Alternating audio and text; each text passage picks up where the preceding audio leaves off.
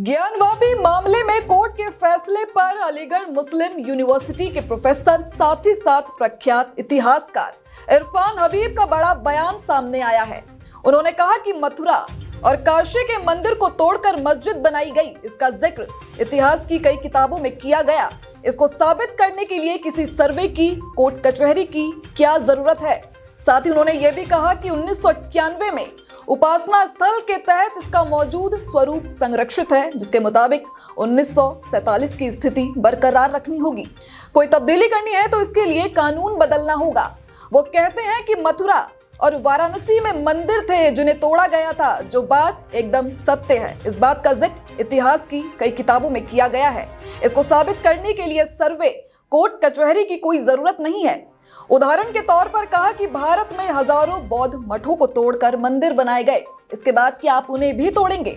गया का महाबोधि मंदिर इसी का ताजा उदाहरण है, जहां पर शैव मत के लोगों ने अपना कब्जा कर लिया है, जबकि अब वहां पर हिंदू और बौद्ध दोनों ही पूजा करते हैं। इसके साथ ही प्रख्यात इतिहासकार इरफान हबीब ने कहा कि अब प्रचारित किया जा रहा है कि भारत एक लोकतंत्र की जननी है। यह ऐतिहासिक रूप से बिल्कुल गलत है। इसके लिए वैशाली का उदाहरण दिया जाता है, जो महाजनपद था। वहीं एक देश के रूप में भारत की निश्चित सीमा नहीं थी। हर छोटा मोटा राजा कुछ भूभाग जीतकर खुद को भारत का सम्राट बताने लगता था। इसके साथ ही उन्होंने कहा कि हिंदुस्तान शब्द अरबों की देन है। वहीं इरफान हबीब देश के प्रथम प्रधानमंत्री पंडित जवाहरलाल नेहरू पर की गई टिप्पणियों से आहत हैं।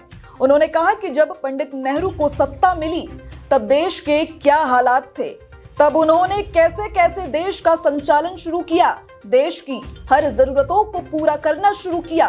लेकिन अब लोग उन्हें भला बुरा कहते हैं, जो कि सरासर गलत है।